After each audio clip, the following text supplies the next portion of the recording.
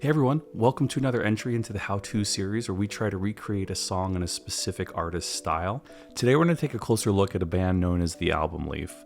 The Album Leaf is the brainchild of a San Diego musician named Jimmy LaValle, and it was formed in 1998 as a solo project. With a signature sound that's both atmospheric and cinematic, the Album Leaf has captured the hearts of music lovers all over the world. If I were to describe the sound of the Album Leaf, I would say it's a unique blend of post-rock and ambient electronica.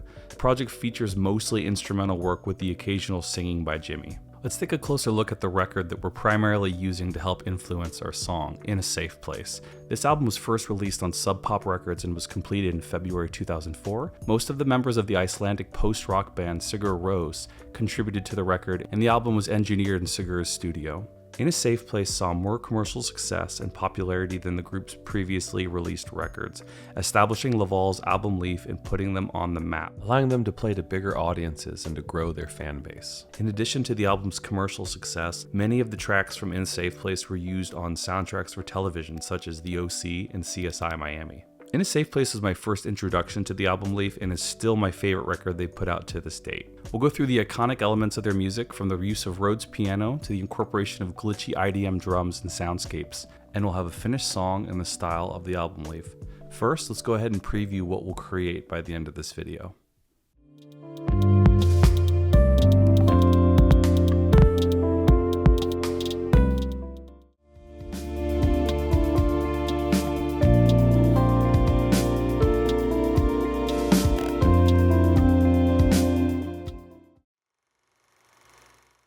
Okay, so step one, I wanted to go ahead and create a drum track to be the backbone of the song and kind of guide me. And I just wanted to keep it simple, just with 4 tracks on the syntax right here. I'm going to go through each sound I have and kind of describe why I chose them. So first one is a BD Modern Blump, and it's a kick sound, and it's very rubbery. It has a lot of top end.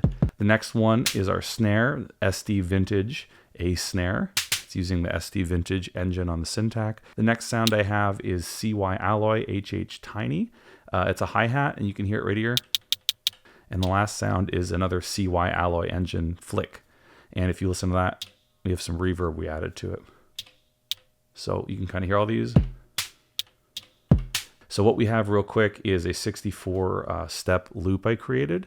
Let's go ahead and listen to that.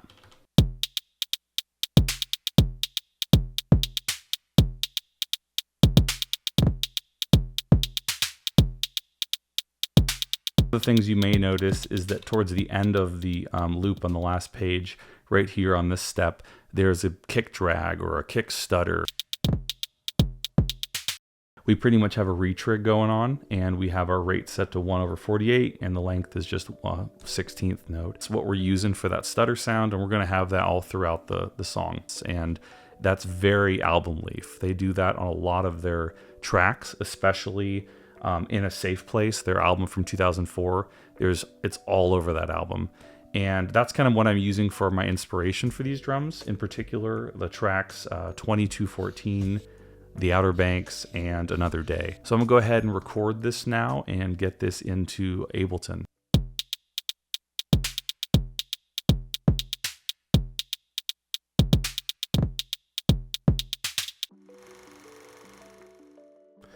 So I was excited to do this concept I had of creating an Album Leaf song from scratch. And the very first thing that comes to my mind is a Rhodes piano.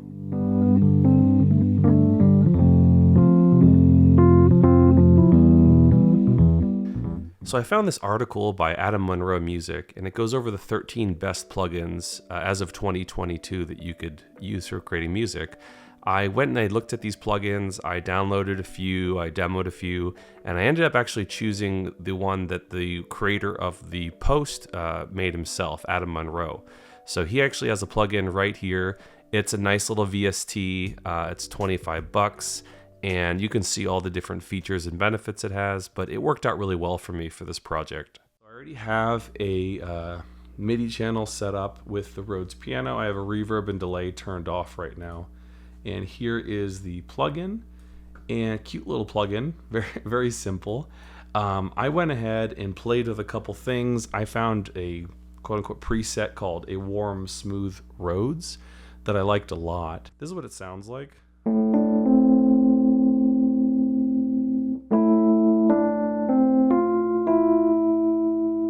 Not bad. So I'm just going to go for it and play over this beat that we created earlier.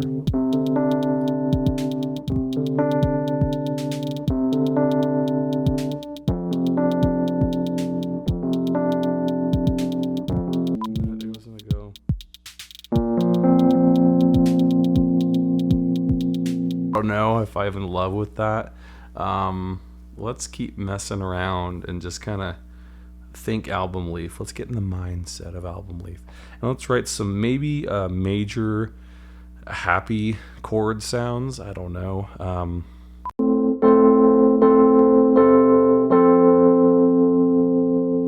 I don't know how to write happy music. How to write stuff in the major key. I mean, I guess starts with a major chord, like.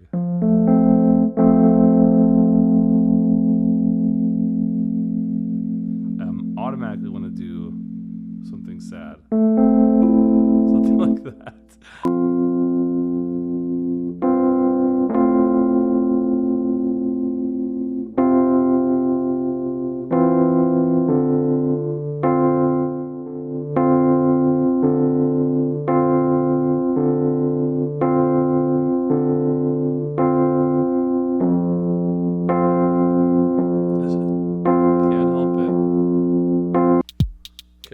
Drummies. Let's write something.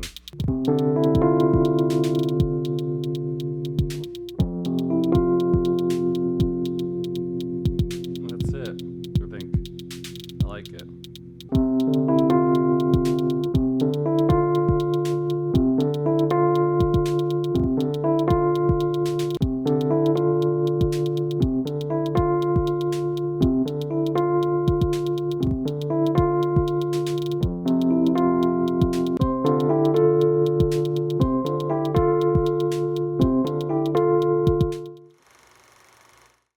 So bass, I wanted to use an instrument that was a pretty realistic sounding bass. So we're gonna go ahead and use the Scarby Rickenbacker bass. This is a VST that I have that functions within Contact Player, and I really like it. I think it's a pretty solid plugin.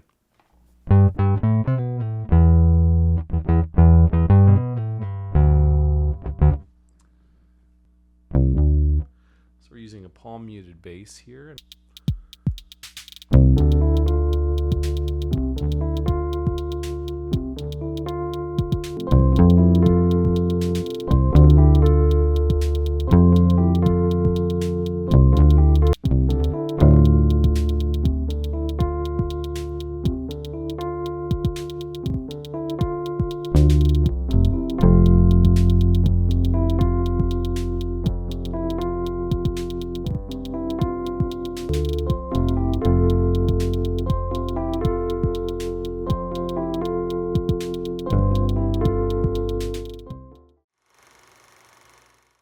To incorporate some orchestral elements to this track, and I have another Contact plugin called Session Strings that we're going to use.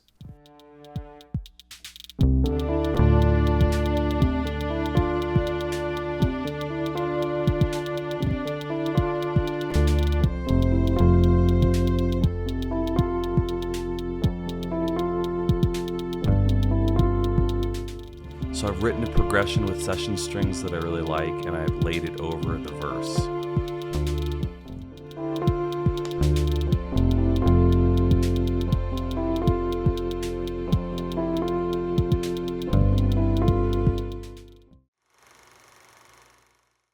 So I'm happy with the initial bass line we wrote, but I want to go ahead and spice it up and create a more complex bass line for the remaining verse.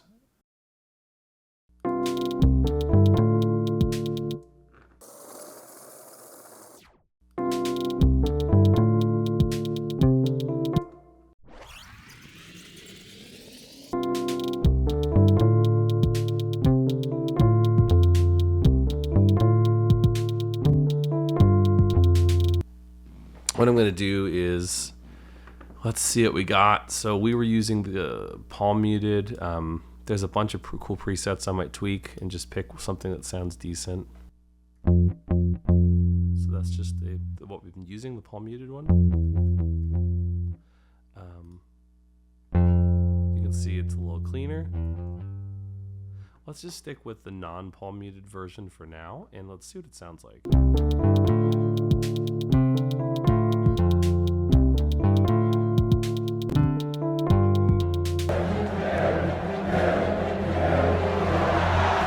We're going to go ahead and stick with the palm muted style for this VST, and I found a specific preset called Night Session that I've tweaked a little bit, and this is what it sounds like. Pretty happy with that, so let's go ahead and move on and continue to develop our bass. I'm going to go ahead and make the bass even more interesting and add some slides to it. This will be without slide.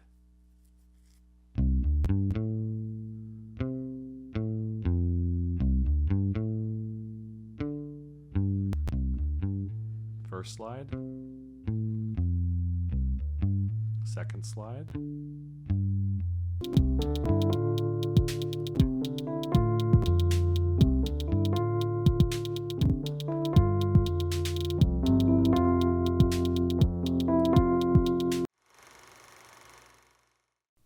okay, so I'm going to whip up a melody really quickly for our verse, something with the Rhodes piano that I think would sound nice with what we have already built so far.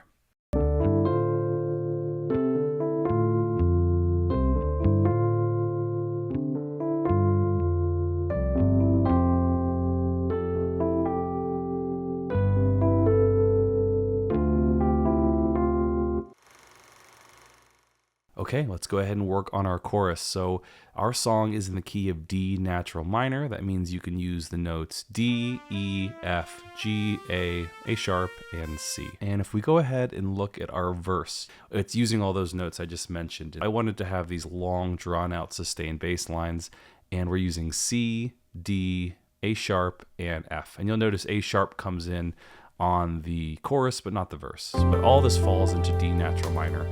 So what we're going to do is go ahead and show you kind of what we created. First thing I did is I went ahead and had this kind of transition.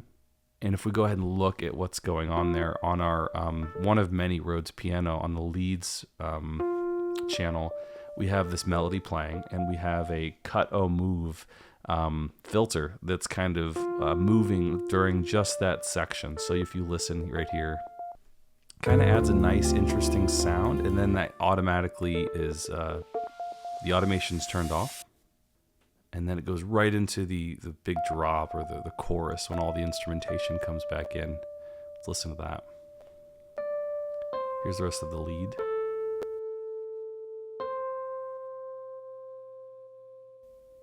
See all these notes fall within D natural minor as well.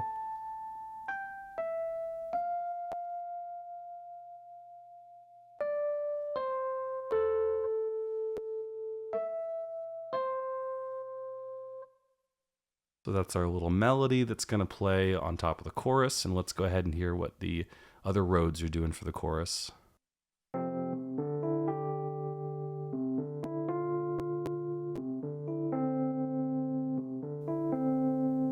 So it pretty much just mirrors the bass line as far as the root notes.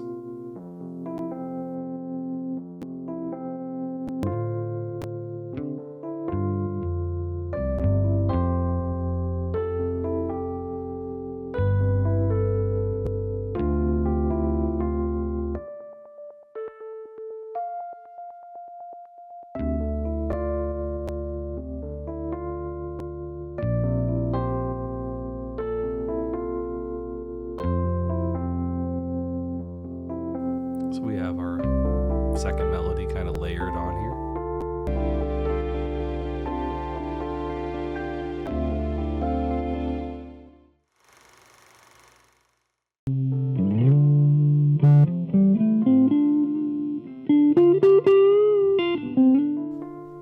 Cool, so I'm going to go ahead and try to create some guitar parts real quick with my Fender Custom Shop Telecaster. I love this guitar, it has the best tone. I'm also using my Fender Deluxe amp here, and I'm going to go ahead and be using my Shure SM7B microphone for recording out of the amp.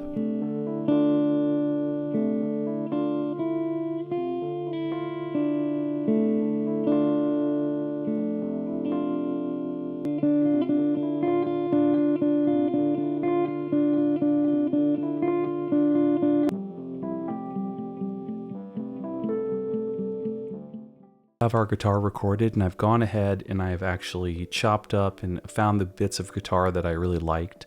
What we're doing on the guitar channel is we have a limiter, we have an EQ, we have a multiband dynamics plugin, we have our ballad reverb and our delay. And you can kind of just peek at what I'm doing. I'm boosting the high end, lowering the mids and the low end, and I'm also boosting right around this frequency and cutting out a lot of low. But these are the, I decided to stick with the really simple guitar segments I recorded. I didn't want to like solo over the track or do something just out of place. I think all the Album Leaf stuff I've listened to has really, simple guitar bits. What we're doing is, for the verse here, we have this, these bits playing.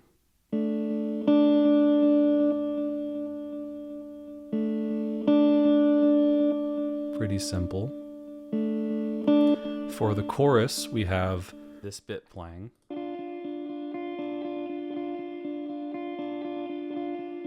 And for the second verse, we have the same thing playing, but more frequently.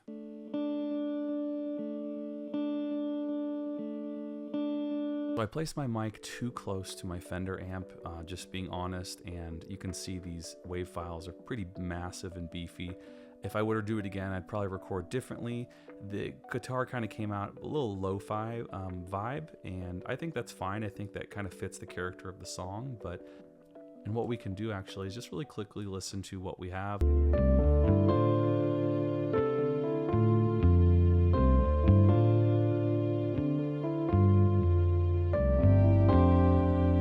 Verse, here's the chorus.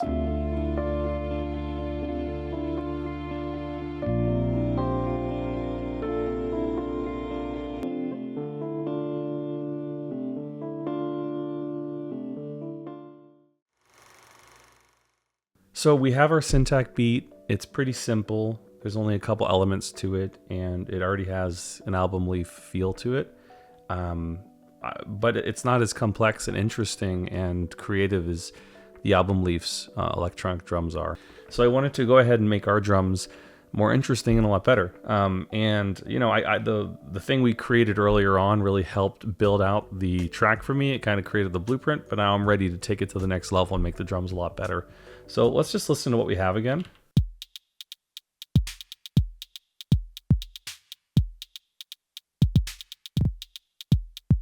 Let's go ahead and just find a new sound, right? So Guilty, I just go ahead and find presets first rather than start with the machine a lot of the time.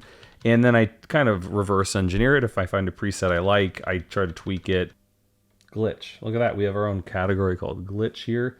I'm going to say yes, and we're just going to go ahead and listen to everything that has the glitch tag in our Syntac real quick. That's freaking perfect. Bit snap, heck yeah. So I'm actually going to go ahead and just find another one as well. That was track 5. We might play around with it, but let's just get a bunch of glitch stuff. So we still have the filter being applied. That's really nice. Let's go to track 7. And keep finding glitchy sounds. We have this sound, very different. I'll just kind of bring them in slowly, and we'll start from our initial 4 tracks.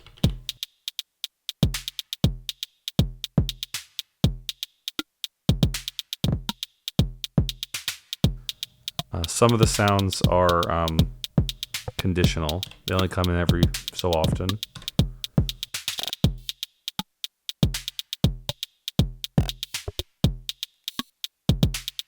That's what we have. A lot more interesting than our initial track. And what I'm going to do now is use Overbridge and get these into my DAW. And then once I have each track individually recorded, I'll kind of work with them.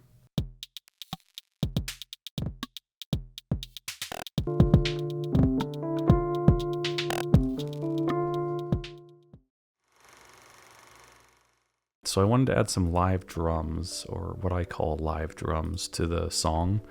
And I'm just going to use my contact player right here. You can see right here I'm using Abbey Road Modern Drummer. This is a pretty simple VST that I've owned for a few years, and right now we're using the AR Modern White kit. And I've always liked this VST. I think it gives pretty realistic sounding drum samples. And what I wanted to do is have some live drums, as I call it, in the song with the glitchy electronic drums. Album Leaf is known for having live drums in their songs. Granted, it's real. I'm assuming from my listening, it's real drum kits that they're recording with mics, but I don't have that luxury. I thought about using samples from Splice for drum kits, but I wanted to create it with this VST. So really quickly, just to show you this, it's pretty neat. You can kind of go in and tune the toms, the snare, the hi-hat. You can really tweak this kit. So you can kind of hear we have some grooves here. You can kind of get the idea. It's really neat. You can actually grab the MIDI right here and you can see, you can just kind of drop it wherever you like. What I did is a couple things. I created a drum group. I have a glue compressor on it, and for my drums, I have a couple different things. So if we just solo this right here,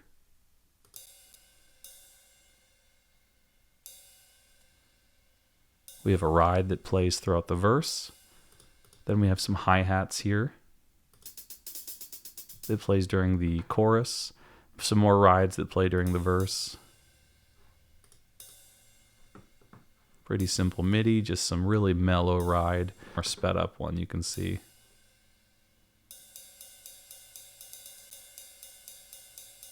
You can kind of see right here the velocity. Next we have our kick, and this is different than our main kick. I wanted there to be a real natural drum kick for the chorus. Let's listen to that.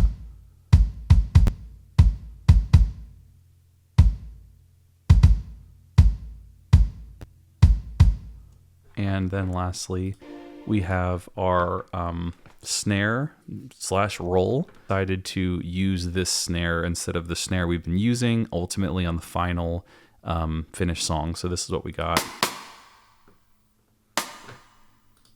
So you can see it's just a normal snare. We have this specific reverb we're using, ambience medium. There's some automation behind it. It's not obviously, or not obviously, but the reverb is not happening during the chorus. It's just happening on the verse. And you can kind of see what we have going on here. We have our snare hits. And then I'll just show you this one right here. So our snare hits, not bad. And then we have this roll that I really like happening here.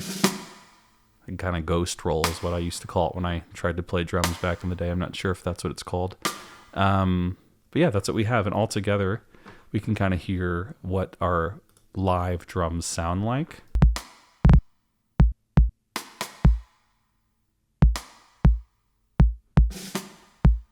So that's kind of the verse. Then as it speeds up, the rides kind of come more present.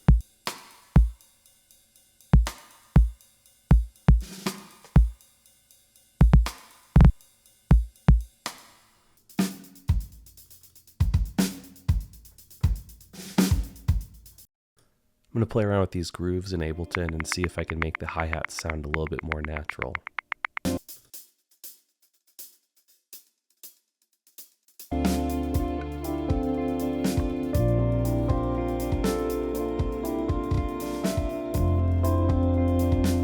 And I've done a lot of tweaking. I've gone back and forth and I've changed this, and some of the footage I may show, the drums are going to look different than this. This is the final product. So I kind of re-recorded this footage. But yeah, that's what I have going on for the live drums.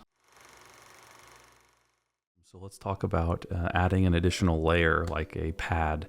So I started off with the intro and I thought it sounded kind of dry. It needed something in the background. So I wanted to add something. So I was digging around on this album in a safe place and I came across one of my favorites, Another Day, and I listened to it, and the intro has Rhodes, kind of like our song, but also it has a nice little pad that kind of is behind the Rhodes that helps give it some character. So I'll just play a second of it. Hopefully I don't get copyrighted.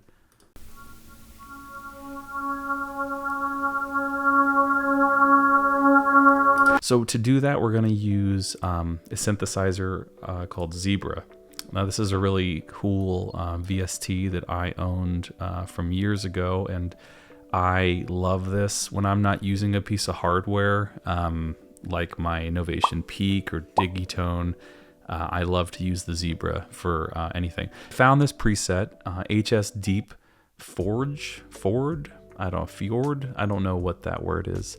And I just messed around with it. One of the things I love about this plugin is it has this section called Perform, where you have an X and Y axis, and you can assign different parameters and play around with those and shape your sound. So I'll go ahead and let you listen to what I created real quick, and then I'll kind of, these parameters right here, I actually map those and it helped me shape my sound. So this is what we have for the pad here. If we just play.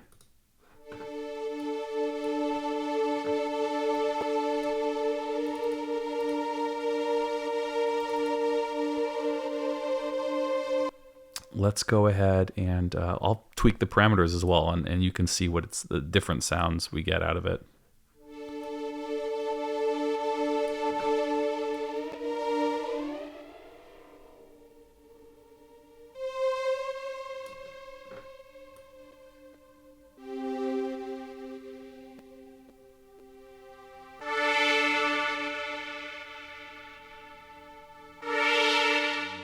Yeah, those are some of the parameters within Performer, and also I went into here and I tweaked the LFO and I did a couple different things, but that's what we have going on. And if you just to hear it in context with the chorus.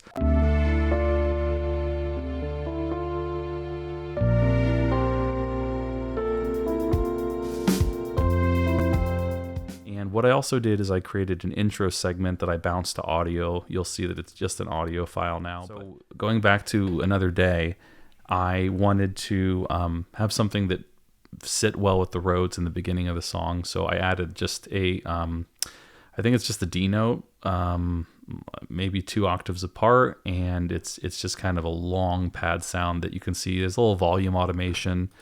And that's it. And you can kind of hear it in conjunction with the Rhodes in the beginning of the song.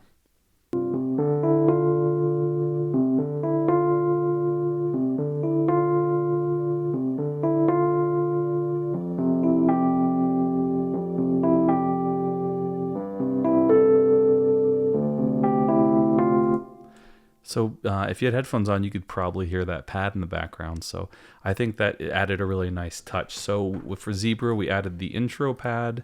We have same pad here for the verse. Just same thing, little pad going on during the bass and Rhodes verse section.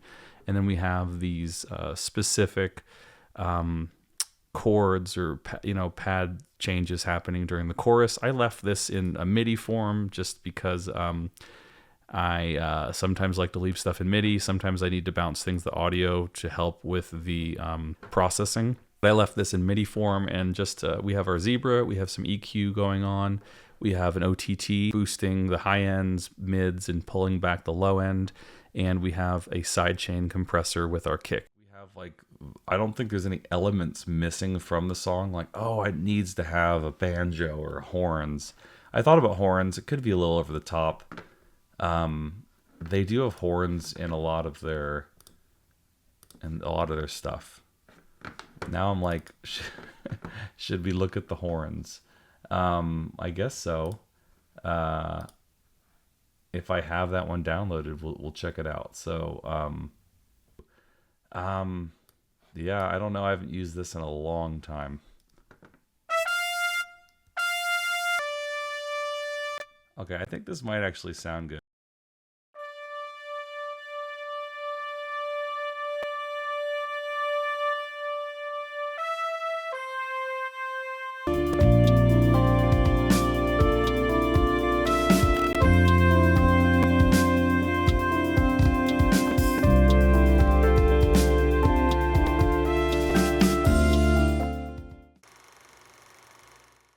So I wasn't really feeling the kick that we got out of the Syntac, and I wanted to go ahead and search for another kick that we could just kind of swap out with the pattern we have in this group.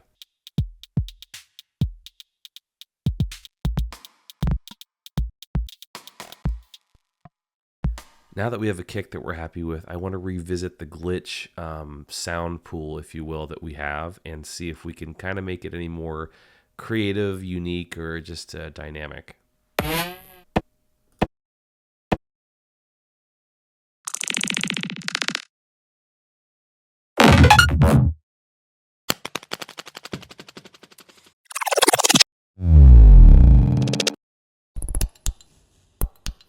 Okay, I found some additional glitch samples that I really like. Let's go ahead and add them to our song. Let's now listen to our drums with a new and improved kick and additional glitch elements.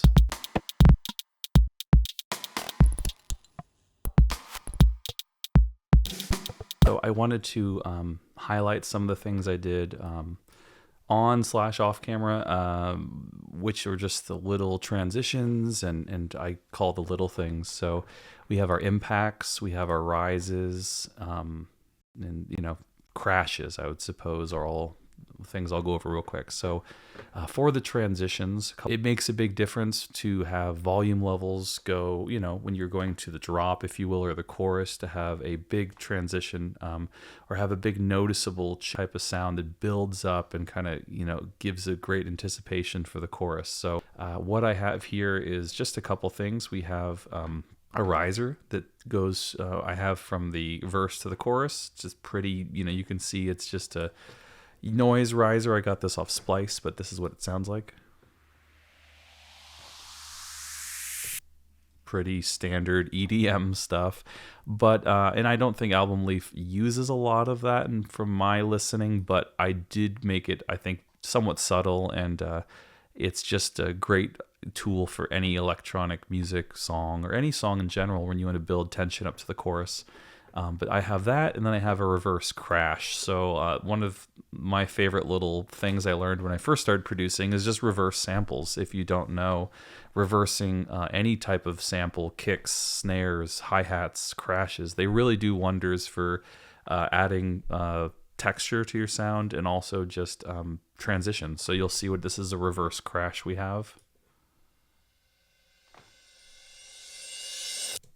So I have that plus the riser, plus this is something I was experimenting with. I don't know if this is muddying up the mix or if it's doing what I want, but I wanted there to be more of an impact when the chorus happens. It felt kind of like lame or wimpy when the chorus kicked in. So in addition to the drums and the crash and all these different things, I added a impact sound with a ton of reverb on it. And you can see it's being EQ'd for just a certain frequency band, but so just a little bit extra sound for that transition. And the last thing I have is the crash, which I saw here. So we have our crash here, just right when the chorus comes in. You can see I have a couple different crashes I'm using. This is a beefier crash. I was using this crash, which I think that's a better quality sample, to be honest. It sounds nicer, but I wanted to, it's the big chorus that comes out of nowhere or builds up. So I wanted there to be a nice sounding crash. So I went and found another sample, and that's the crash we're using here. And the rest of the song and other transitions, we're using the crash that came from the Abbey Rhodes drum kit. So this is what it sounds like without the little things.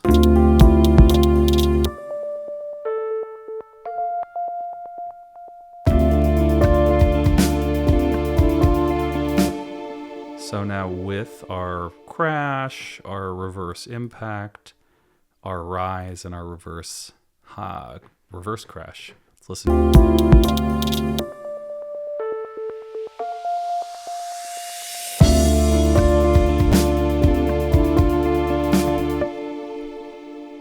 The little things, right? So I thought that helped a lot with the track, and I wanted to highlight how adding these elements are very beneficial to the final mix and the feel of the song.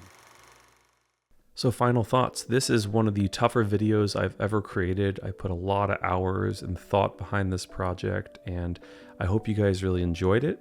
Overall, I wanted to find a balance of what to share and what not to share. I think if I would have included everything, this video would have been hours long. So hopefully you found what I did share was useful and you learned something. If you enjoyed this type of video, drop a like, follow this channel for more content. I hope to put out some new videos very soon. And now we're going to go ahead and check out our final track after some mixing and mastering. Enjoy.